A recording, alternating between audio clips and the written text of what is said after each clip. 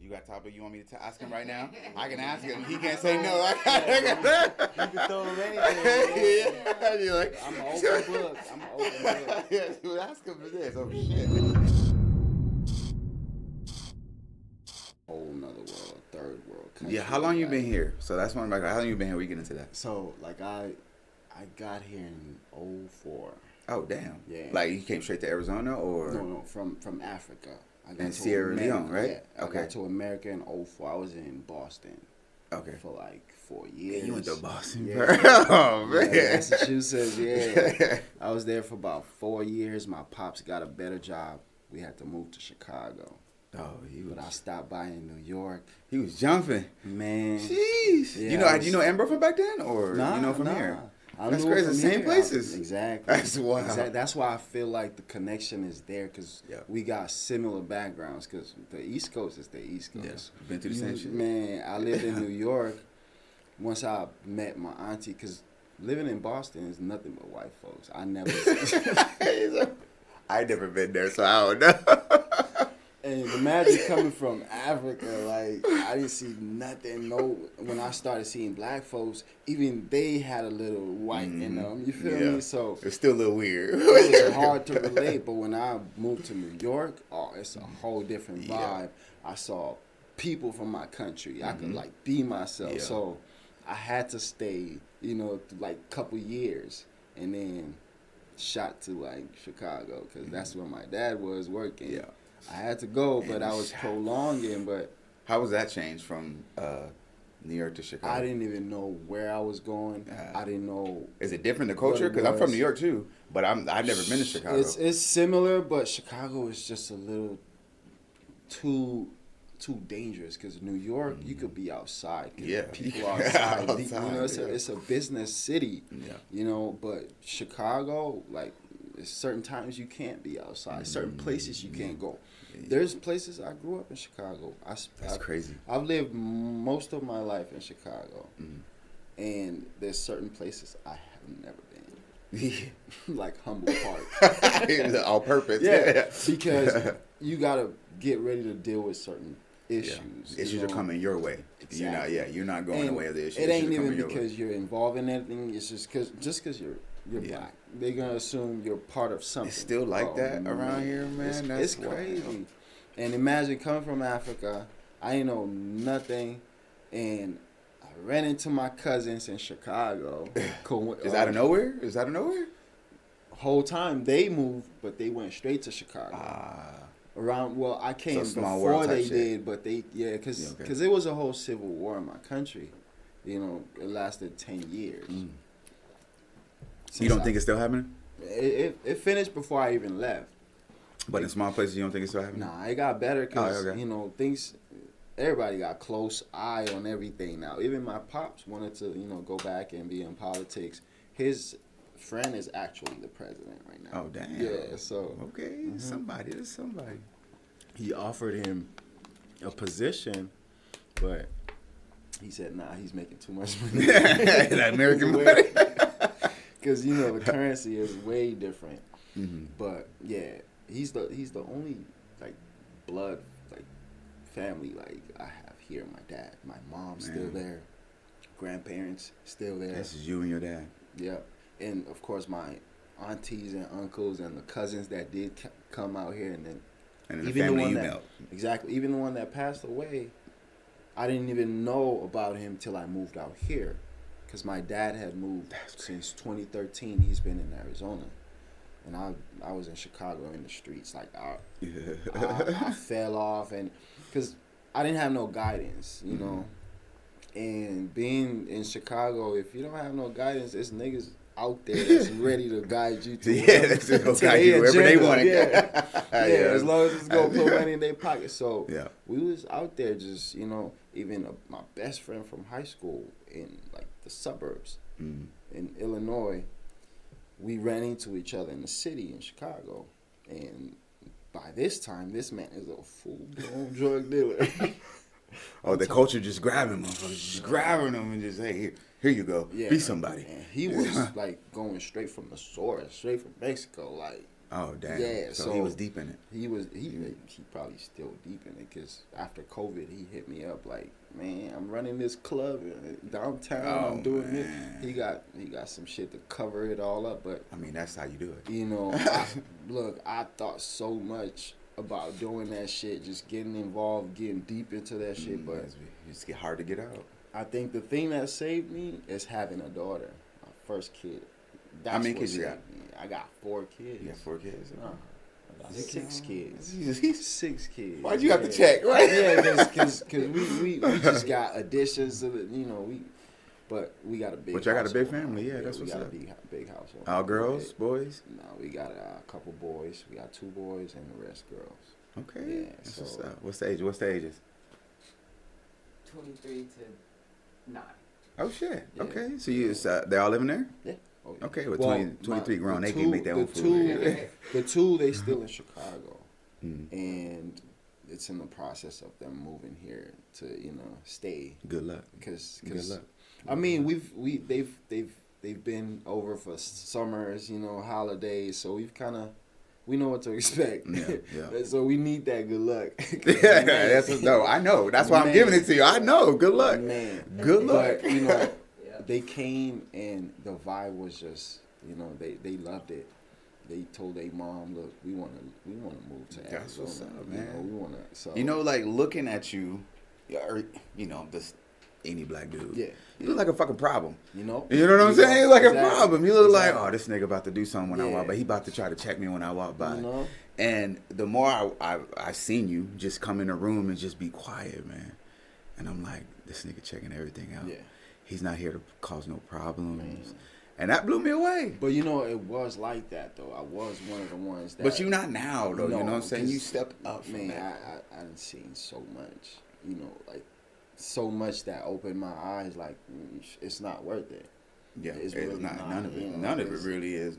I seen, especially with 6 babies. Exactly. And that's just through the growing process.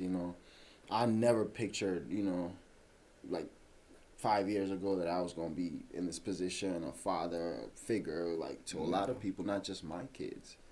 I handle my sister's university fees and take care of them. So you the man of the family, not of the house of the family. It's even like some internal issues going on in my family back home with my pops and his brother. I'm the missing source to solve. How do you find time? Because you have the kids, the wife, you have family back at home. You're the rock of the family. Yeah. But your ass was on stage last night. How'd you find time for that? And I got the school going. God, it's just when you that balance is crazy. It's got to be crazy that you got a crazy balance. When you're doing something out of love, the time is just automatic. Because time doesn't exist. It's just moments. Yeah. And if the moment is right, you're supposed to be doing that. It's gonna happen. It doesn't you don't matter even have to scratch your head. It's gonna fall in place. And that show yesterday, we manifested it. Yeah. So we didn't really have to do much. It was just. Y'all didn't rehearse or nothing? Nah. That shit looked like I was even like, y'all were all vibing. Yeah, I was stressing like, bro, we didn't rehearse, we didn't do. But it went smooth. It was dope. You saw him? It was dope. Other than vibe cracking up, I'm gonna make fun of him for the rest of his fucking life over that shit. He ain't never gonna let us. Nope, he's not, bro. Man, but yeah, everything was just flowing. Yeah. It was we didn't plan nothing. That shit rolled. Even DJ, Winter, even the DJ. I walked into the DJ. Was even late. What? So was it? one act was missing, but the shit. Was he late though? Yeah. So I know right when he asked, he was like, "Where's Winter?" I was like, "He's right there." Yeah, but he didn't do his set. Like, he had a set. He had a set. So his whole set, So, but he came clutch timing right when it was time to and it just went because I was a little stressed too. Like, damn, because he said it in the group chat. He's running late. He don't know when he's. I'm like, man, we gonna miss one member. It's not gonna be a good look. But it came together. We already missing W, so but it just happened. But man, just. So how did you get involved with that? With your busy schedule, how did you get involved with like Ambro and like just get involved with the Manifest? I mean, I met Ambro a while ago through the Frequency 450. We had an event. I was performing. He was there, you know, but we've been chopped it up. We were supposed to even book a session with you, you know, get a couple songs done. But he hit me up with the idea, and He just planted the seed. Yeah, you know, and watered it. You watered it. That's all happened. And the thing is, we even dug even deeper because I'm in school for marketing. So he gave me the opportunity to market the project. That's dope. You know, that's even why I tapped in with you with that marketing thing, because I'm also learning from, you know, people like you with the experience in it. Because I think experience. I got a team. It's not just me. I got a exactly. team. I got a team. And things like that, a lot of artists need to know that it's not just you. I had to learn that too. You can't do it the hard way. You need a team. Yeah. I'm even trying to get my kids to be involved. Because, you know, I want to have a team I trust. But, like, learning from, you know, people like you, because experience is the best teacher. 100%. You feel me? 100%. I feel like it's the hardest teacher. Exactly. You learn the easy way and the hard way. It's not just one way. Right. You know, you got to learn both ways. You experience, dude.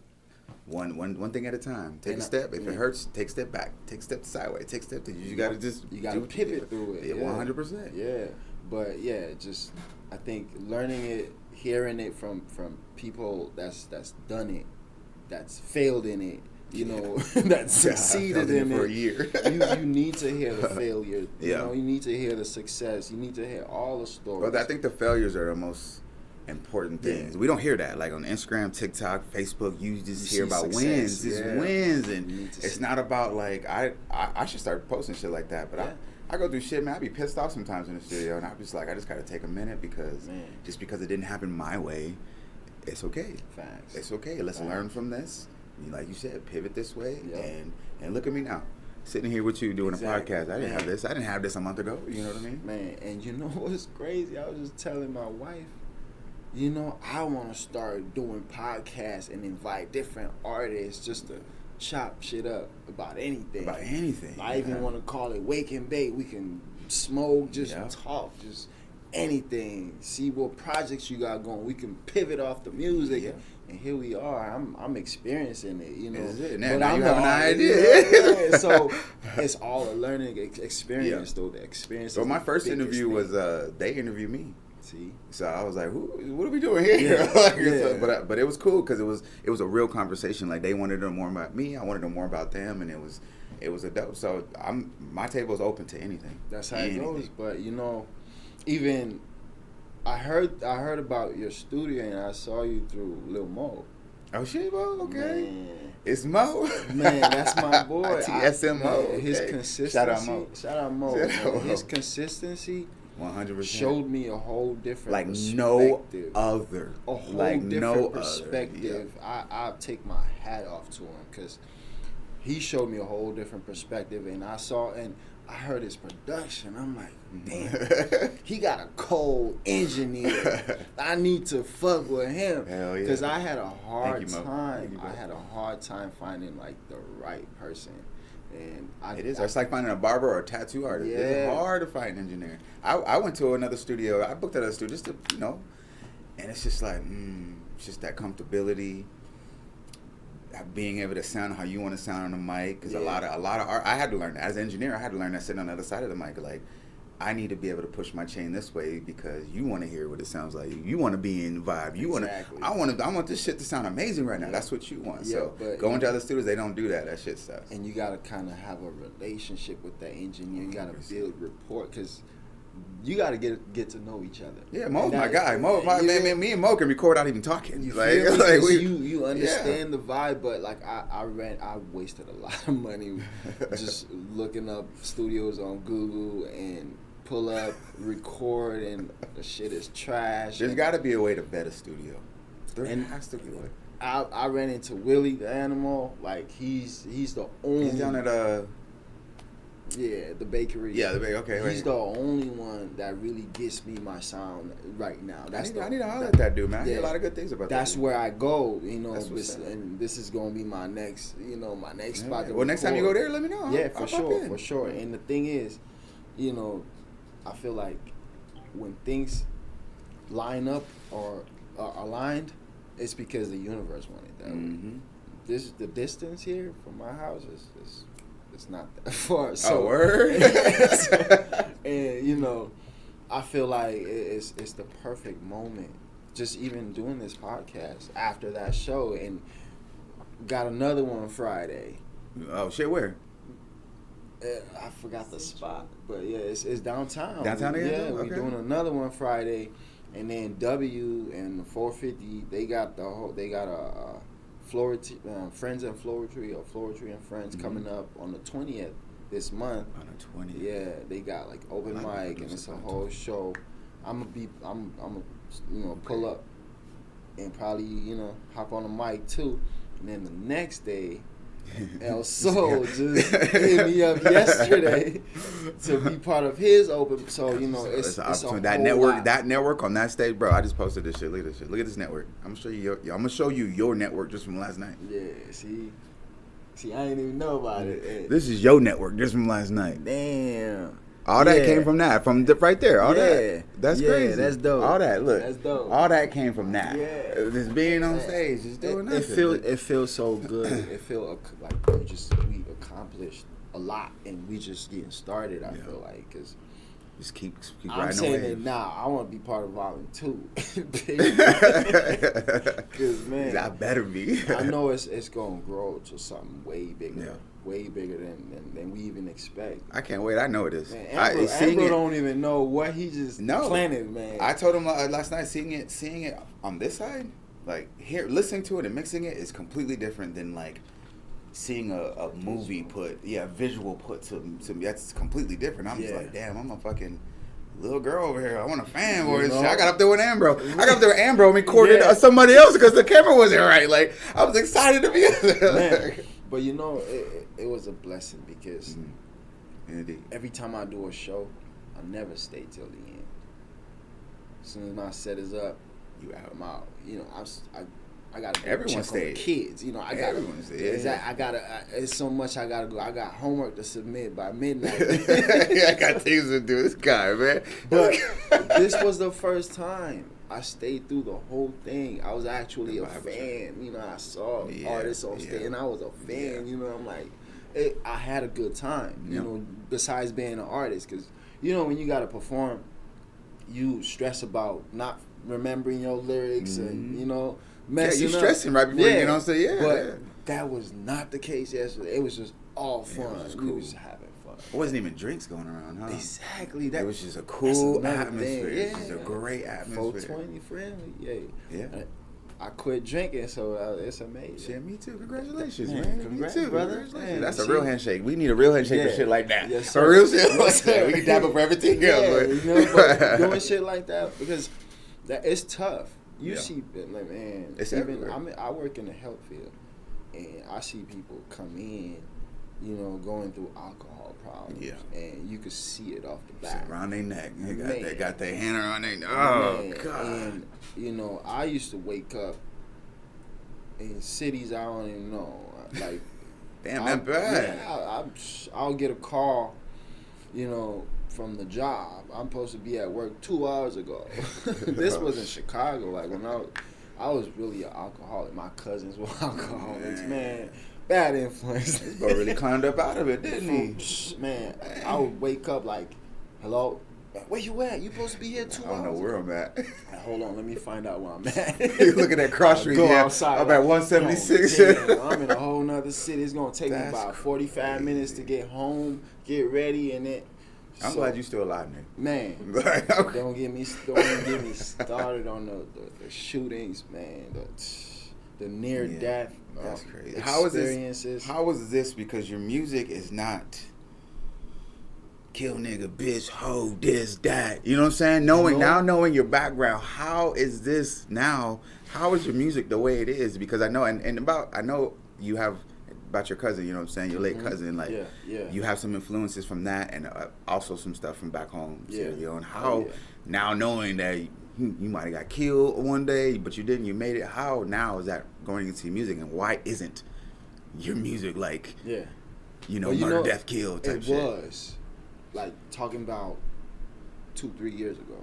Mm-hmm. That's all my. So that's your growth. It's like 2-3 years ago, your growth from damn. That's pretty good. Like, I used to do like hard drill, you know, like kill a nigga, pull up on you. Today. But I think I discovered my style. Like I discovered me. I found my lane, and I found a way to incorporate it without being so aggressive. Because you don't have to be aggressive to get your point across. Man, I'm a real war baby. Like I saw a war, like not just no shootout. Like we've never seen in the United States. I know exactly. That. Yeah. And war, not gang shit. War. Even July 4th, any fireworks. I still have PTSD. I wake up, my shirt is soaked. Even on New Year's and shit like that. Games when they be firing off. Any firework, man. And I got 2 big old guns in my closet. I'm ready, but still, you can be ready all you want. It don't matter. Exactly, but it's just like I go back in my mind, and sometimes I don't even realize. I'm like sitting there staring at the TV. I'm not even watching the TV, but I'm, and it's because I see something that triggered me. Yeah. Someone shot a gun that triggered me, and I'm just going, man, I was 6 years old, or AK-47 was in my face. That's wild. Because my dad was in the military, and they saw his picture. I don't know why my grandparents kept it up, because they was, looking for rebels. And if they see any military anything, they automatically assume. They saw that, they lined us up. Man, I thought it was it for me. That's crazy. But they lined you up. Yeah, man. Waking up, because we used to wake up to go use the bathroom outside. Waking up, you'll see the city lit up. Like fires everywhere. It's just like... It looks like and fireworks, then you go back and lay down. It's not. You go back and lay down. You go back and lay down. That's crazy. Man, that's crazy talk, man. Like people used to leave their houses to come sleep in ours, because the best thing to do is have a basement, because the bombs will any tall buildings. So people will leave their tall buildings. All the people that used to be rich and all that, they come up, man. Different lives, man. It was a whole. I thought, and I never knew the world was bigger than my country. I thought that was it. I never traveled anywhere. There's a lot of people from this state that don't know the world's bigger than this state. And the way they make off, bro, America you went around the world, and you're like. And I had to travel by myself coming here. What? Because my uncle was supposed to come with me to escort me, but he didn't pass his interview. So they just put you on a plane. We had to pivot, and my dad had to plan B. He wrote a letter to the pilot, to the airline, and they took care of me the whole way, bro. I was nervous. I was scared. And we had to stop in France and transit to another plane, because they don't fly straight. No, hell, they can't. I mean, I personally think they can, but there's a whole lot of technicalities to it. If they do. We gonna get to that topic later, man. But I had, I met the pilot. This is my first time flying. That's crazy. I'm in the by yourself. How old are you? I was 12, 11. Yeah. So and you've never been out of the country. You never been out of probably your city, your town, or whatever. The first time this is all new to you. Yeah. First time I traveled was to go do my interview. I even had to do my interview in another country. Wow. And that was mind blowing. And then I had to travel after that straight. That's on plane too. Yes. You had to go take a plane to do your interview, and then back home, and then another plane, and then here. And the hell, it was. Matter of fact, being American, we got it good. Like what the hell? I can go down to the post office to do a test right now for my citizenship. I haven't been back ever since, because but I'm planning to go back, very soon, because it's so much I've learned that I need to, we need to transform the whole continent. You know, Yes. I have a whole plan, but we need to transform the whole world. The whole world. We need a whole The new whole world, species. you I know? believe we need a whole new species. Yeah. Because we doing some crazy shit right now. You know it. You know. Man. All right, last question for you, man. It's a crazy question. I've asked this already, but I want to ask this to you today. If you can go back and tell your 12-year-old one thing before you got on that plane, what would it be? Before you got on that plane, what would you tell yourself? Like, look, bro. Man. listen to your intuition, because a lot of times I just ignored it and just You're like, followed you're right. it. You're gonna tell him you're right. Yeah, Man, you're right. Yeah. Would you say? How would you say it? Would you speak English back then? No. How would you say it in your language? Say it in your language, because you need to remember this, man. Man. If you can, I don't know if it translates. No, it does. It does. I'm just trying to like go back to the mindset. Oh, okay. I don't know. Put you on the spot. Because like right now I'm grown. It's gonna come out the mature way. I want to go back and put it in my language and in the terms I would put it. Yeah. Shoot. And that's the one thing you take with you. You just keep saying that when you leave here today. Oh yeah. Like, Oh yeah. listen to you. No ever doubt yourself.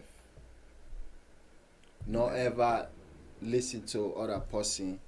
No ever make other person guide you away from the mission. Hey. Yeah. Yeah. I appreciate you, bro. Yeah. Thank you for coming. Man, appreciate the opportunity, man. Hell yeah. Appreciate you, man, for having me.